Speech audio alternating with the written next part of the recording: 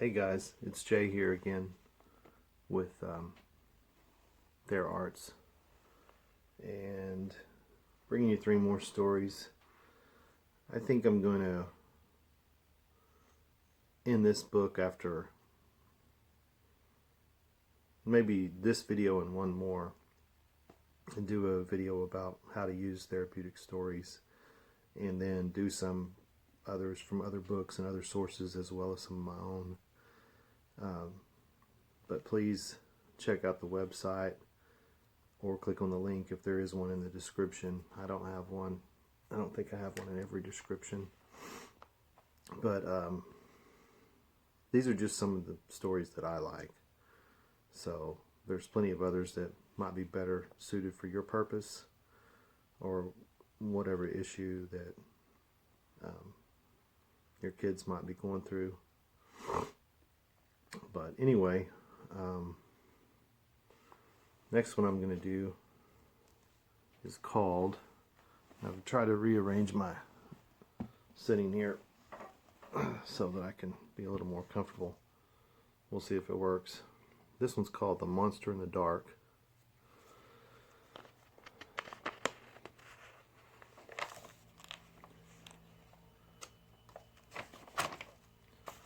There was a little boy who lived in a very strange place. He lived in a great big room where in the middle of the room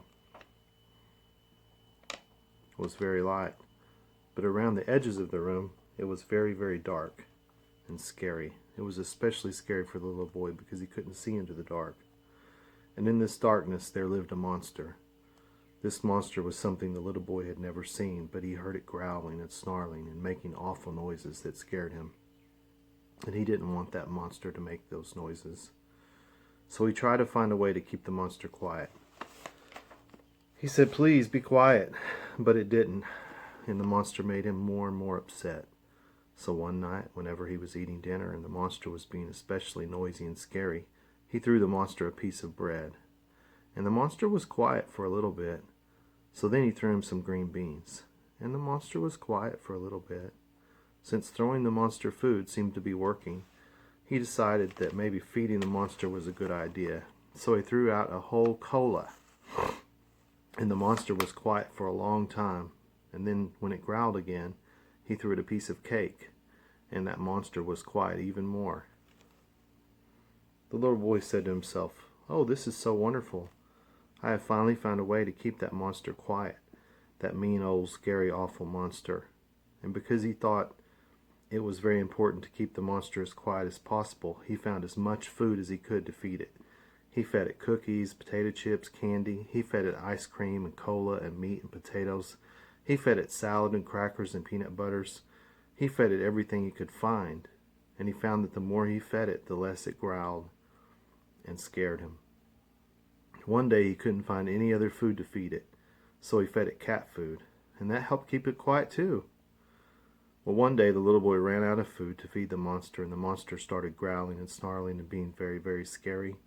And the little boy looked everywhere for more food to feed the monster, but he had given the monster all the food he had, and there just wasn't any more food left, so the monster got louder and more scary.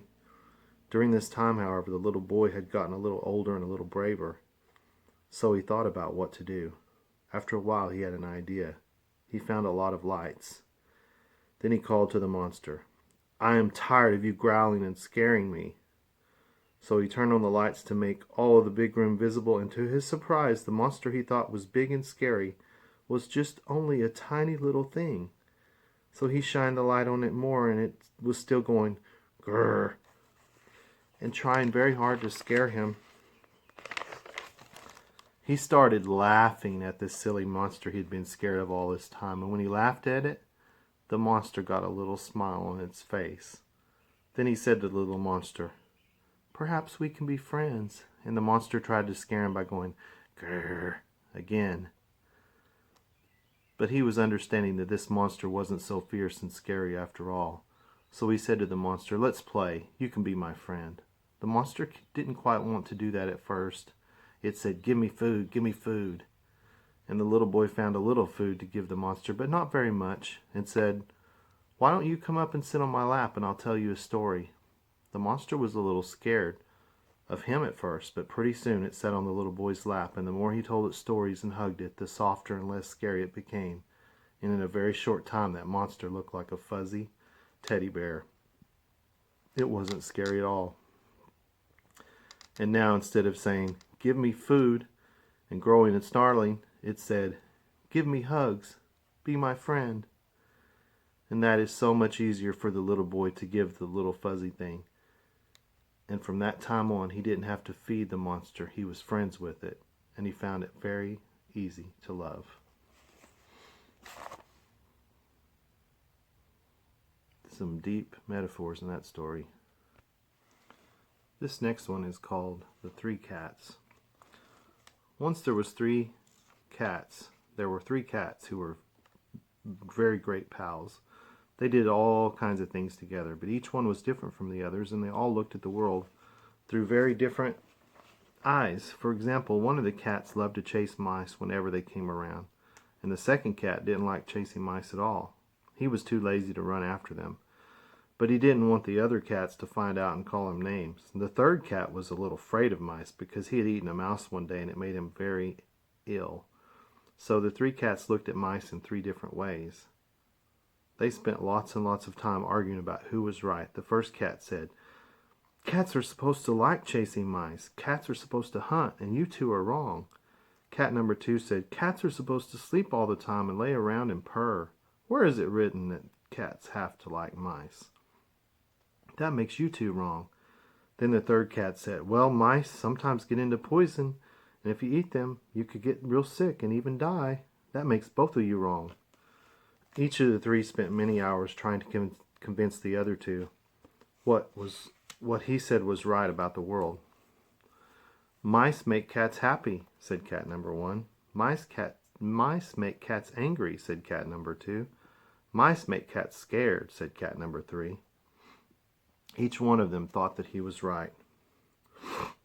One day a new cat moved into the neighborhood, a beautiful Persian with long fur. Soon she came to meet the three pals who lived in her neighborhood, and as she got closer she realized that they were in the middle of the same argument about mice that they had every day. "Mice make you happy. Mice make you angry. Mice make you scared." Before long the three cats noticed her watching them, and they had an idea. "Why don't we let this new cat decide just which one of us is right?" They all agreed that whatever that she said about the mice would be what they would believe. She agreed to listen, and each cat told her the reasons for his thinking the way that he did about mice. Now this was a very wise cat who had seen much in the world. Her owners moved from place to place, always took her along when they had new experiences, and she had a very special understanding what was going on with the three friends, and she said to them, "Your eyes determine your heart." The three friends looked at her as if they didn't understand. "Your eyes determine your heart? What in the world does that mean?" The wise cat went on to tell them to remember those words, to think about them when they went to sleep, and that they would find, when they awoke, they would come to understand their meaning. So each of the cats did just that, and the next morning when they woke up, they did understand what she was saying. They understood that when people look at the world in different ways, and cats, they feel differently about things. Feelings are connected to the way you think and how you look at the world. Soon the three cats had a new understanding of life. The cat who had been too lazy to chase mice found that if he chased them, he felt better because of the exercise. The cat who had insisted that mice make you sick found that not all mice make you sick. And the cat who had been a little scared of mice discovered that there were lots of mice and that they were fun for cats to chase. Each of these cats learned to look at the world from a different point of view. And the way that they felt changed too. From that time on, the new cat was their welcome friend because she had eyes that could see in many different ways. No talk about how many lives they had. And the last story I'm going to do today in this video, anyway, is called The Monkey Who Thought He Was a Tree. There was a monkey who thought he was a tree. Now this may sound unbelievable and strange, but the monkey sat in a tree all day and all night. and no one had ever told him that he wasn't a tree. The tree didn't tell him he wasn't a tree because the tree thought it was rather funny and complimentary too to have this monkey believe that he was a tree. The little monkey would move with the wind just as the tree did. He would sleep in the tree. He would eat the little leaves off the tree all day for food. In short, the monkey grew older and older, believing that he was a tree. There are no mirrors out in the forest, so there's no way for the monkey to realize that he looked very different from the tree. He seemed content to just stay in the tree. But this monkey had a feeling deep inside him that something was missing from his life, and that he was connected to this tree in a strange and inappropriate way. One day a raccoon happened by there. He looked up into the tree and saw the monkey, and he called it. "Hey, you up there, come on down and play. I'm lonely, I need somebody to play with, and can you be my friend?" The monkey, who had never really talked to anyone before, found his voice and said, "Who, me? Why are you asking me? I'm a tree." The raccoon thought that was very funny. He started to giggle.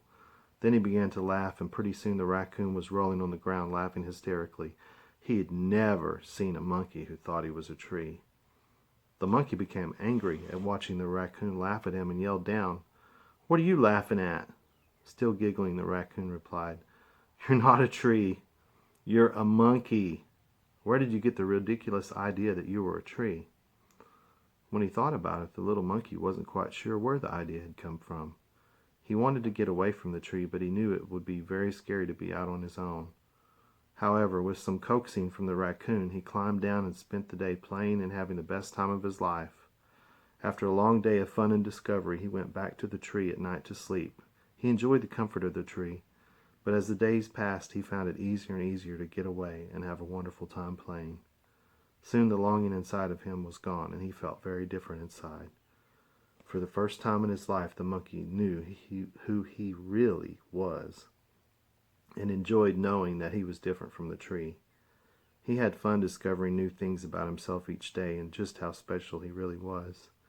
And as he looked back at his past, he smiled and he remembered that he once believed that he was a tree.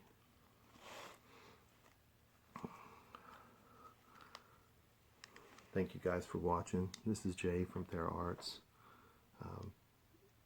Thanks for sharing, liking, subscribing, supporting the channel, clicking the links, and all that. Hope you guys have a great day.